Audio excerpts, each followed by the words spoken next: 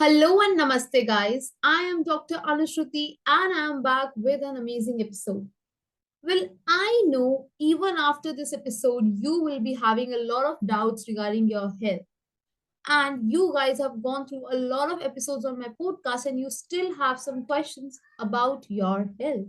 So, why not to have another pioneer from the health fraternity to discuss this? Well, today on board, I have Dr. Dave Gray, who is a chiropractor and is here to discuss everything that revolves around health and fitness. Well, I think we should not waste time and directly speak to him. Hello, Dr. Dave, how are you? Hello, thank you for having me on. It's a pleasure to be on. This is my first ever podcast I get to be on, so I'm excited to chat all about health and give people a little bit different perspective. So, Thank you so much. I hope that this beginning of your podcast series is going to be a big plus because you are on the Dr. Anushruti show. Well, the first question on your way, Dr. Dave, what do you think is one of the biggest mistakes people make about or regarding their health? oh, this is a really good question because I think that so many people forget how strong the body actually is. So I have so many patients that come in that always say like, "Oh, doc, I have chronic fatigue or I have this condition or I have that condition." It's always about what can I take? What is this thing that will give me relief? But it's asking the wrong questions. And I think one of the misconceptions with health is that we need to ask better questions to give us a better answer, better response. And the prime example you can give is if you have a plant or a flower garden and everything's just dying or wilted over, they probably need what? Sunlight, some water, maybe some nutrients, fertilizer, but you don't say a medication, an herb, a surgery, or anything like that. But that's how we treat our own bodies.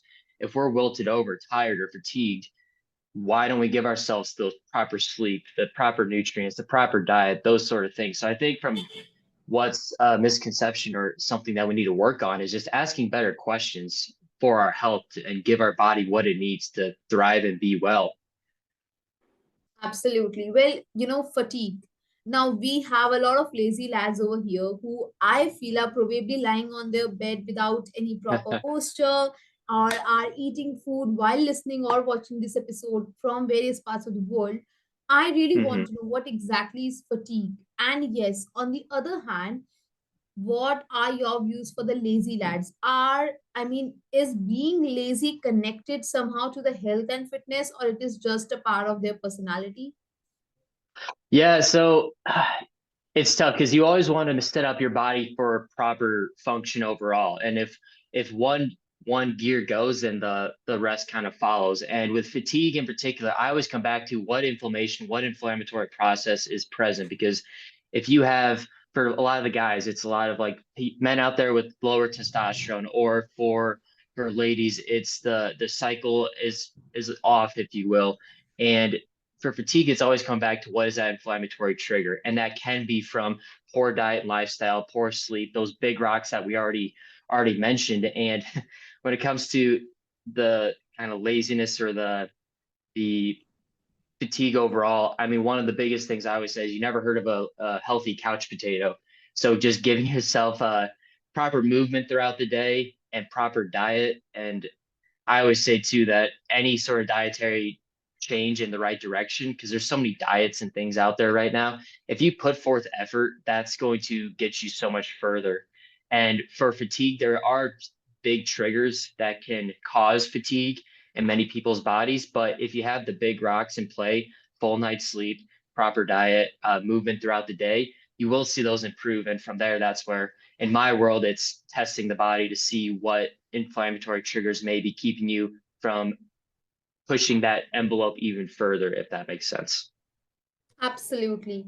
Well, moving on, Dr. Dave, I have a fine fatal question for you.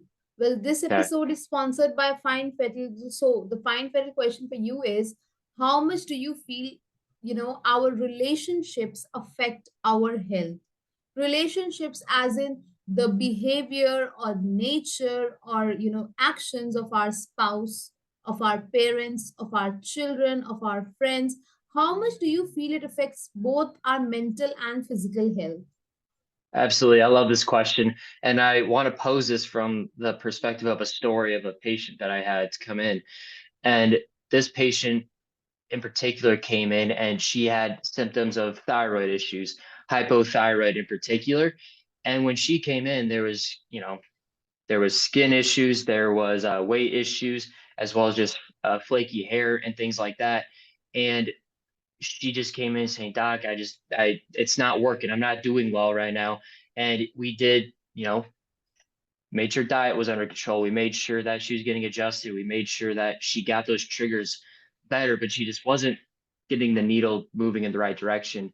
And, we come back and we ran some more specific testing on her to test her stress response, and it was very high. And we had that conversation about, let's talk about just stress levels, what's going on a daily basis. And one of the first questions I always ask a new patient now is, how are your stress levels? Because for her, her relationship with her significant other was kind of going downhill very quickly, and that was actually keeping her sick because for her, your hormones, especially your sex hormones, your progesterone in particular, is directly connected to your stress hormones, your things like your cortisol.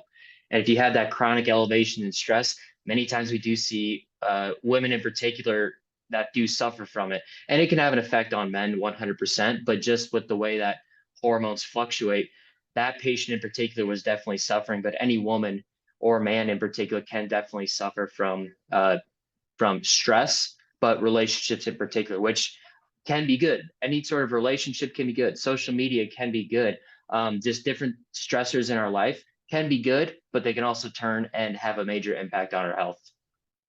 So, this is your sign, everyone who's listening and watching this episode, to be nice to your spouse, to your partner, to your child, to your parents, because they are somehow getting affected by you. And obviously, people who we love, who they love us. So, we do not want to be harsh on them. So, take care of them.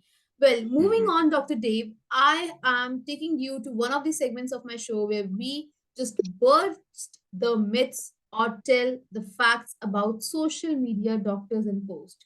Well, you would Mm-hmm. have come across a lot of posts on Instagram where they are stating a lot of facts about health. Well, since Mm-hmm. I have you, a professional, with us, why would I miss this chance to actually let know, is it a myth or a fact? So I have a bunch of posts ready for you, and I'll be stating what the post says, and you need to tell us if it is a fact or a myth and why so. So the Okay. first post says, if you wake up with swollen face and swollen hands, it is a sign that you have thyroid. Potentially. That's can be a thyroid issue, absolutely. But a lot of times we say that thyroid issues are a secondary issue. So I'm going to say at its core, it's a myth, and always come back to what is your immune response doing? What is your nervous system response doing? And then from the thyroid, it can be a thyroid issue, but a lot of times it's stemming from another issue. So Okay. So the next post says, yeah, we have this post which states PCOD and PCOS can never be reversed. Also, people do not actually gain weight because of this, but girls have to eat a lot more to lose weight. Okay, so the question is actually PCOS and PCOD cannot be reversed. Just let the other part be. what was the first part of that question? Is PCOS can be cured? PCOS or PCOD cannot be reversed. It cannot get cured. So yes, they can get better. So that is a myth. So a lot of times that was in regards to even the weight question, I'll try to tie all this together. There's different types of PCOS, but the most prominent one is associated with insulin resistance and with weight loss. A lot of people will go down that same route of, eat less, move more, and your PCOS will get better. And that's good, but it's very too broad for some people because not everyone has insulin resistance based PCOS. So when I come back to this standpoint, I would always want to see what does a Dutch test look like to see how your hormones are converting specifically, but then also see how your sugar levels are. But yes, maybe we've worked with many PCOS patients where they've lost weight, their symptoms have gotten better, and yeah, it's not a end all diagnosis. So Okay. Moving on, we have another post that says, Okay, now this post is so common and it is like very common. I believe I've asked this question with a lot of doctors. So this post Hmm. says eating chocolates while being on your periods is harmful for your uterus. Uh, no, it's a myth, but you need to make sure you get good chocolate if you're gonna do it. So things like raw cacao is gonna be the best. And the reason being is it does stimulate your oxytocin, serotonin. It's a good source of magnesium, but if you get the milk chocolates, those are not something that I would recommend. Okay. So so here I would just remind all the girls out there to enjoy your chocolate, but make sure the chocolate is a nice one.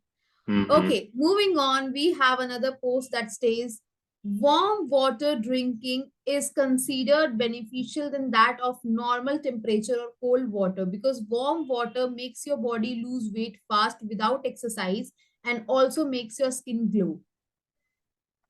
So warm water is better, is what they're saying. Yeah, than So normal temperature or cold water to drink.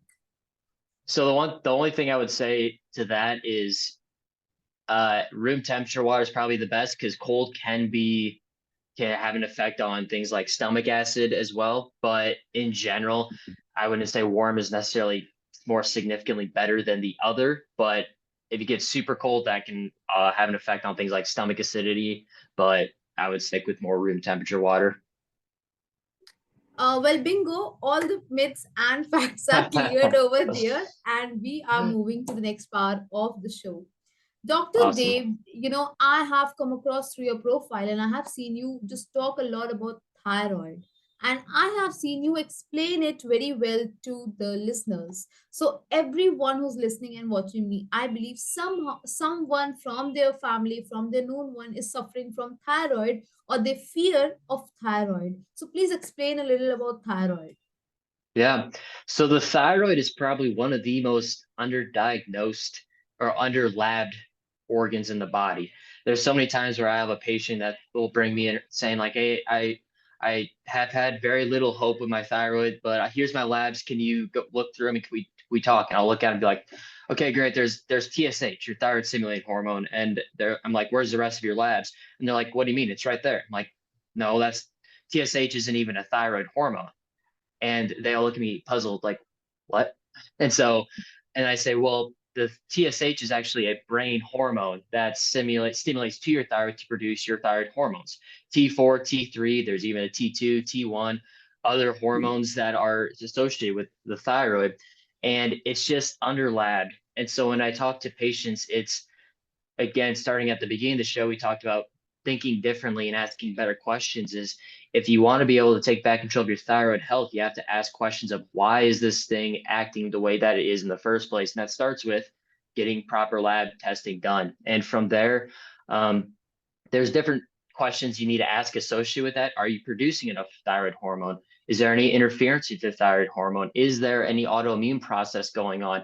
Is there a conversion issue, meaning that there's actually your liver health can have a direct impact on your thyroid. Your GI can have an effect on it. Your kidneys can have an effect on it. So making sure your body as a systemic overview of your thyroid is functioning properly is going to be the only way you can get a full picture of your thyroid health. And from there, it's hard to say specific recommendations without seeing a lab, but the big thing is again that thought process to think a little bit differently about your thyroid.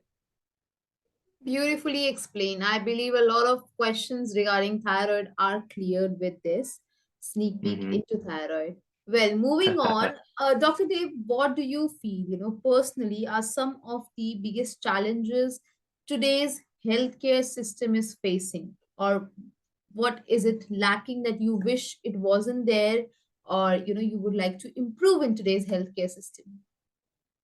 Oh gosh, so many things probably. I think that some of the biggest things it's not one thing, I guess. It's just all encompassing that our there's there's so many different initiatives out there for heart disease and cancer and diabetes and all these things, but the trends still keep going up and up and up. And also all the immune system stress and all the mental stress that we're facing. And if we look at even with COVID and everything that's happened, we've shown that we as a society are not as healthy as what we appear to be. And we're living longer, but what is our quality of life like? And Uh, I think we need to take a step back and really think about what initiatives we're putting forward. And because we have so many, I've taken this question kind of everywhere, but I think the initiatives need to be, how are we making society better from the standpoint of healthy living, as opposed to just finding a cure in a bottle, if you will. And that can be with hormonal regulations, as we talked about before, because so many women's hormones are suffering because of it. It could also be from men's health, because we see testosterone levels just generally declining over the course of their lifespan, and we're not setting them up for success with the amount of processed foods and the amount of sugary foods and drinks that are out there, and just the lack of men that we're seeing out there. And you could take this anywhere, but to answer your question specifically, I think we just need to put more emphasis on living that healthy lifestyle, and everything will get better. But that's also from mental stress, that's from physical health, that's from moving your body, that's from the food that we eat, the sleep that we get, and all these big rocks that we need to keep in place. Quality of life is one of the most certain points that today's healthcare professionals, I would say, are lacking, and everything, the longevity and the system is actually far behind than the expected thing, or revolutionary things that would that I would say would be there till now, but unfortunately Mhm. we do lack things. Well, last but Yeah. not the least, Dr. Dave, I really want to know, what do you think, are some of your biggest Dr. Grace tips for people, for the listeners, to increase the quality of life, to have a good quality Mhm. of life? Yeah, good question. Yeah, I think that if I could give you guys a few tips, and if you do these, this will change your life, just making sure you have these big rocks in place. First one would be sleep. Sleep is probably one of your most powerful weapons. If you don't sleep, you don't heal. And for women, they actually need just a little bit more sleep than men, mostly because of what's called hormonal reserves, which means building up your hormones. And I would say for women, trying to get 8 to 9, if not 10 hours of sleep. For men, 7 to 8 hours of sleep a night, and try to keep that as a set bedtime, set wake up time is going to only help you. I would say make sure you have some form of dietary adherence with any guidelines. So again, we talked about at the beginning, there's so many diet recommendations out there, but if you can make, healthy meats, fruits and vegetables, healthy fats as the staple of your diet, you're going to be better off.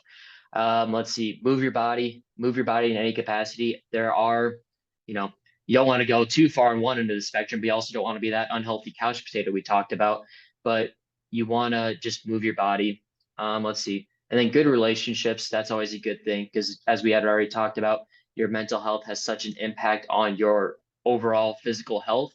So make sure you have good people around you to have good, thriving relationships. Thank you so much. This is great.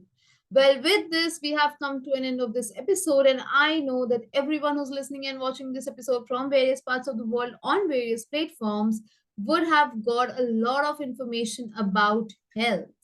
I would like to thank you, Dr. David, for joining in and taking out time from your schedule to speak to us, to my audience, and to me. I hope you had a great time as much as we had listening to you, and I really look forward to have you on board again very soon. Yes, I appreciate having me on, and thank you to everybody who's listening. Thank you so much. This is your reminder to straighten your back, have a glass of water, and a pro tip. Take care of your loved ones. Do not let them get affected by your consequences or your actions, because there are a lot of other things which are affecting them. So keep a check on them and see the red flags in your health.